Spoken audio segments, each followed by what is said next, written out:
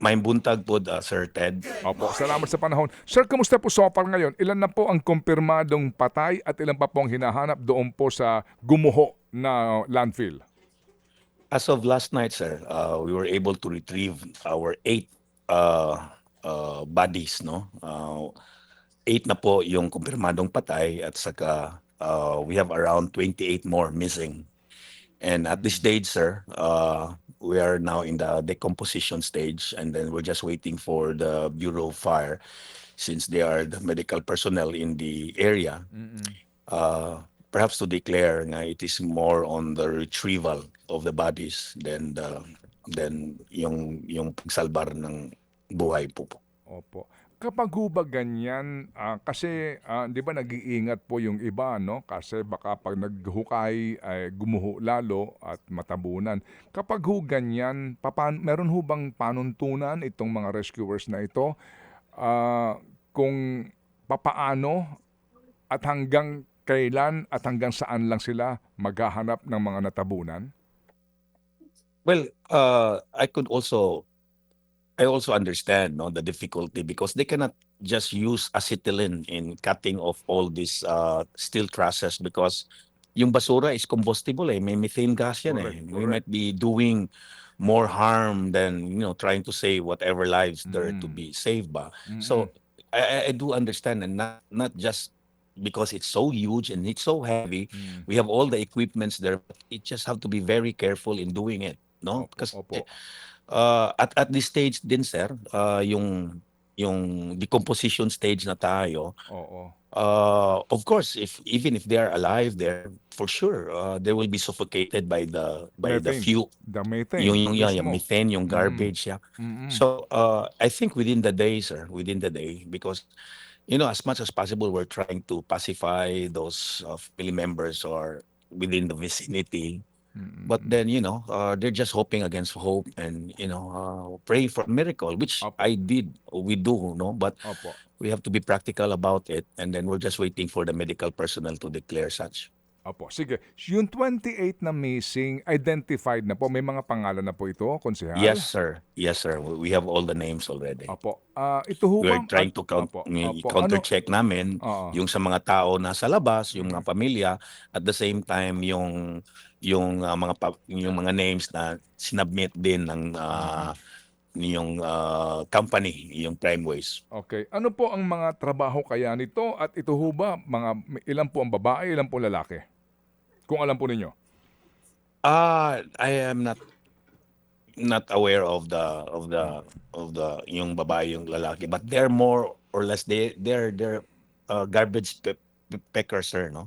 Sila Mhm. yung nag-segregate ng basura, kasi Oo. that area, yung material recovery facility, which is Oh.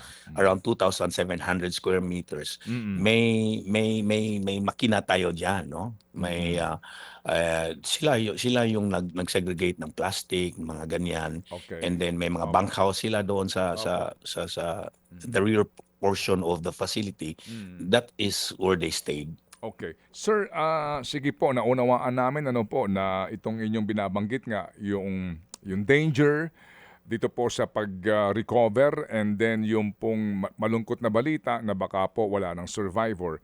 Ngayon ho ba sorry po ano, baka hindi pa ho ito napapanahon, pero may mga nagtatanong na, ngayon ho ba pinag-uusapan na at naikaklaro na yung negligence dito kung meron man? Yes, to me, sir, responsible personnel should be made accountable.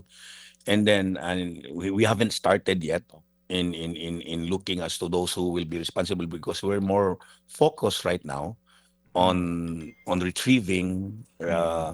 rescuing those who are buried, and at the same time, medyo may garbage crisis kami ngayon, no? Because yung facility na yan is the lone Mm. depository ng lahat ng basura, not just Cebu City, but also Mm. the Mm. Metro Cebu, yung adjacent city natin sa Lapu-Lapu at saka sa Mandaue. But then, right now, sir, of course, first and foremost is Primeways, because they have also their own safety occupational officer. I Mm. mean, they should Mm. have, and I've been raising this issue time and again. I've been raising this issue time and again, even the start of the conception of this landfill, sir. And second, of course, yung Environmental Management Board, not their role is not just in giving the ECC for them to operate, but they have they have to monitor on the operation of this facility. And the I have a narrative for this, sir. We've been raising this issue time and again, the community around, and there have been news reports about this, and then it just so happened that yung EMB natin, sir, parang wala eh. Wala. Even from the start, sir, when I raised the issue on this particular facility, because I was the one responsible for closing the landfill in 2016, yung sa Inayawan, sir, all the way up to the Supreme Court. I filed a writ of kalikasan, and then, we're looking for a sustainable technology to address our 600 tons daily, only to find out that we close a landfill and open another landfill. Opo, So, and then yung nga po, no, since ito ho nagbukas na ito, kayo po ang noon pa man po nagsasabi na, no, dito nga sa danger nito at yung hindi pagsunod sa mga alituntunin. Sir, yes, sir. Opo, konsihal, hindi ho ba naman, I'm sure kayo familiar sa sanitary landfill operation, di po ba? Yung kanyang Yes, yung I'm kanyang very layering, familiar with. yung layering I'm very nito, yung Yes, sir. yung kanyang leachate po ng mga dapat may pinupuntahan, and then yung kaukulan pong pagsasaboy ng mga chemical para sa amoy, etc. Dito po sa aming nakikita ngayon, diyan po sa gumuhong yan, parang naging open Yes, dump sir. site, na siya? You're correct, sir. You're very right. It is not a sanitary landfill. This is an open dump site, sir. This is an open dump site. Just like what the last landfill that I closed, that I filed. In fact, I filed a case against the mayor at the time and the EMB at the time. It is an open dump site. It's never. It's a misnomer. It's not a sanitary landfill. Okay. No. Opo, sa ganyan po na kayo na po nagsasabi, obviously, no, you don't have to be a sanitary engineer, no, to assess Yeah, itong yeah, yeah, yeah, yeah. ating ano ang pananagutan diyan ng operator at ng itong mga responsible sa pagbibigay sa kanila ng ECC ng permits? Yes, yes. Especially EMB, sir. EMB. Mm. I just want to share something, sir. No? Mm. Around 2020-24, I visited the office of EMB because we have a joint venture agreement yung sa city for a waste to energy facility. And then when we visited her office, she was very excited about it. She was very excited, and then she even told me that it's the way to go. And then all of a sudden, may change of ownership, no, from ARN, it is now being owned by Primeways.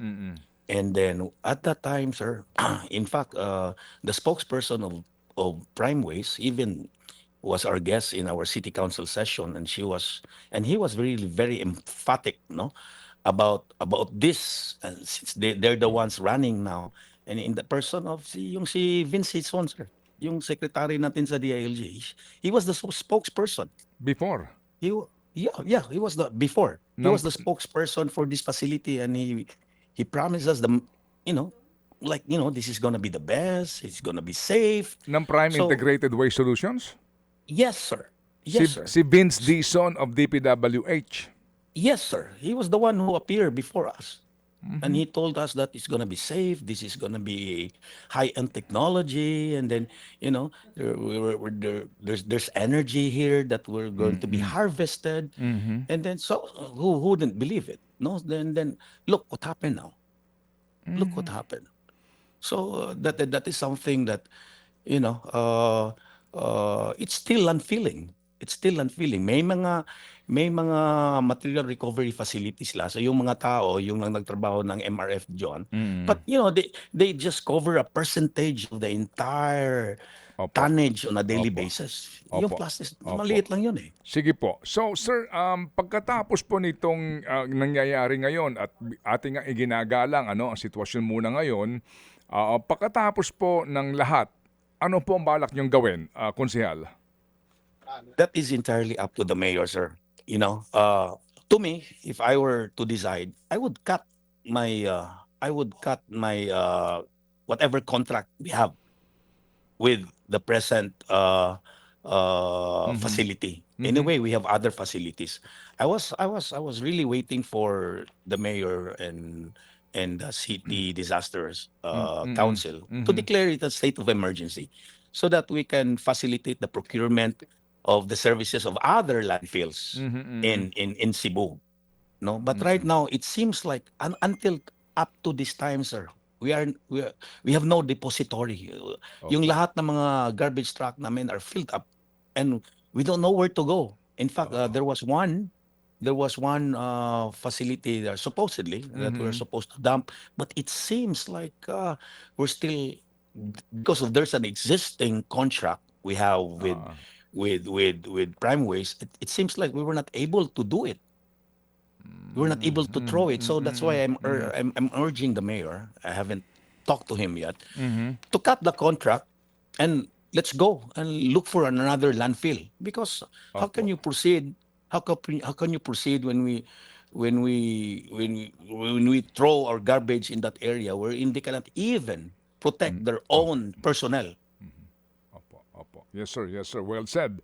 Sige po. So, konsihal, ngayon, where do you dispose your garbage now? Paano po? Paano Wala in... pa. so, Wala pa, sir. as in sa bawat barangay ngayon, what do you do para ho naman to prevent, ito'y kumalat, umulan, madala sa drainage, and of course, Oh. yung health ng inyong constituents? Yes, yung sabi namin the last time, like 2, 3 days ago, I told nga, don't let your garbage out yet, because we cannot, Mhm. yung mga residente natin, wag mo yang ipalabas Mm. yung basura nyo, because wala Mhm. pa eh. Mhm. Yung lahat ng mga garbage truck namin are filled up. Wala pa. Wala pa Mm. kaming Mm. facility na i-dispose yung basura. Up to now, sir. Mhm. So the only way to do it is to facilitate yung procurement ng iba natin na mga facility dito sa Cebu, Mhm. is to declare a state of emergency, so that we can address the issue. We Opo. should not be we Opo. should not be relying on prime Opo. waste. To Yes, sir. me, Opo. sir, Yes, sir. Yes, that sir. is a foregone issue already. We have to Mhm. stop and cut the contract, sir. Yes, sir. Yes, sir. And sir, sa ngayon na inyong sitwasyon, kailan ba ang sinulog? Sinulog is this Sunday, sir. This This coming Sunday. Sunday. Wow. Yes, sir. So Ang daing basura niyan. we don't want this to be a smelly sinulog, sir. We have to Opo. decide on the matter. So I'm urging the Opo. mayor. Mm. I hope he will see the light Oh, yes. and Opo. declare a state of emergency and cut the contract with Prime Waste, so Opo. that we can proceed in getting the services of the other landfills. Okay, sige po. We pray for for reason, no? Dito po sa inyo pong magiging desisyon nga ng inyo pong punong lungsod. Sige, Konsihal, daghang salamat kanimo bay ha. Muli kami mangungumusta po sa Salamat inyo at kami by po Ted. nakabantay Salamat. ho kami dito sa isyong ito. Salamat po, Konsihal. Pit Thank you. Senyor, Pit Senyor. Mga kapatid, brothers and sisters, saan ka pa? Dito na tayo sa totoo. Dito na tayo sa True FM. Mga kapatid, mag-subscribe and follow po kayo sa social media accounts ng True Network PH. Yan po kami, hanapin nyo lang True Network PH, Facebook, Instagram, YouTube, TikTok, and podcast. Mapa Apple or Spotify man yan, mahahanap nyo kami. Lahat ng mga napapanood at napapakinggan nyo po sa programa, nasa social media accounts namin yan. So paano mga kapatid? See you sa social media!